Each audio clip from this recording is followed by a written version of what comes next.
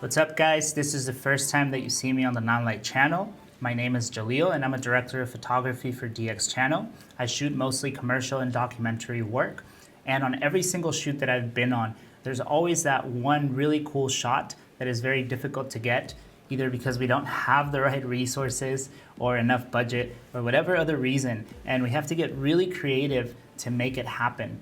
And so Nanlite came to me and asked if I could use some of that creativity to recreate 10 impactful shots from movies, TV shows, and commercials on a budget. And so the first shot that I want to show you guys today is the opening shot of the film Roma. When I was younger, I spent several summers with my family in Mexico City. And so this shot is very special to me because it brings back a lot of memories. And I also think it does a great job of introducing the story of Leo, the maid of the Cuarón family.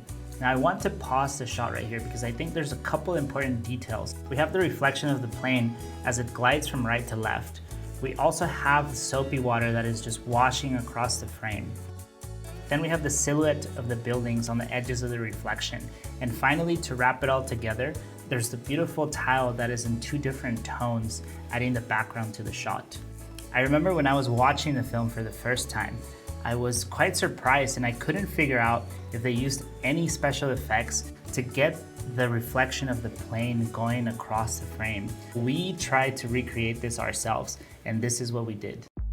Since we didn't have a plane to fly above us, we decided it was better to shoot in the studio and use practical effects. So our art director Joseph bought some tiles for the shoot, but they didn't quite match the original look, so we tried our best to arrange them in a way that they would look good. During pre-production, my gaffer Vincent and I discussed how we were going to recreate the lighting for this shot, and he came up with this really good idea to create a frame that he was going to put diffusion paper on top of, and that actually became the skylight for our shot.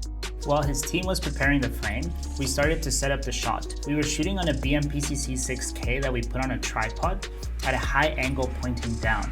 Once the camera was in the right place, we started to set up the lighting. To get the most even lighting across the frame, we decided to rig two FORZA 500s from the ceiling using some rope. But because we only had one magic lantern attachment, the second FORZA 500 we used with a light dome.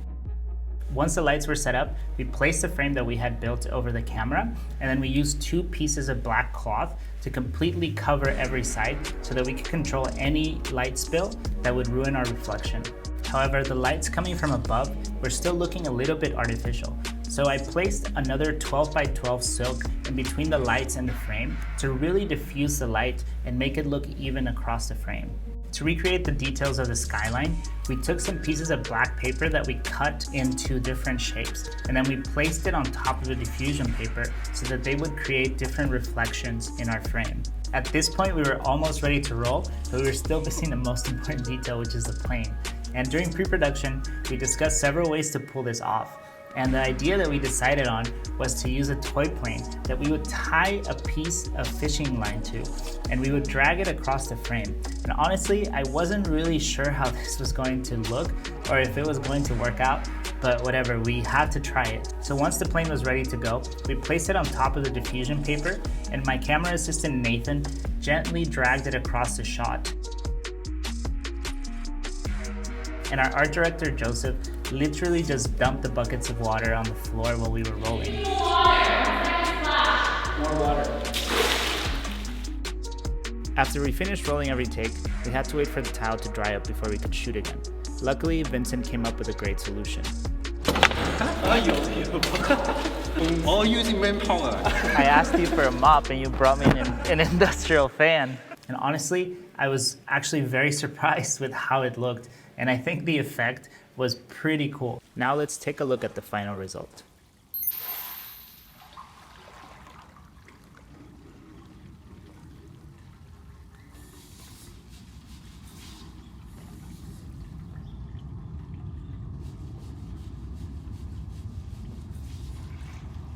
I think we could have used a few more tries to perfect the movement of the plane, but I was still very happy with the result of the shot. Let me know what you guys think about our setup in the comments or what you would have done differently. Make sure to also give us a like and subscribe to the channel so that you're notified when the next video is released. See you guys on the next one.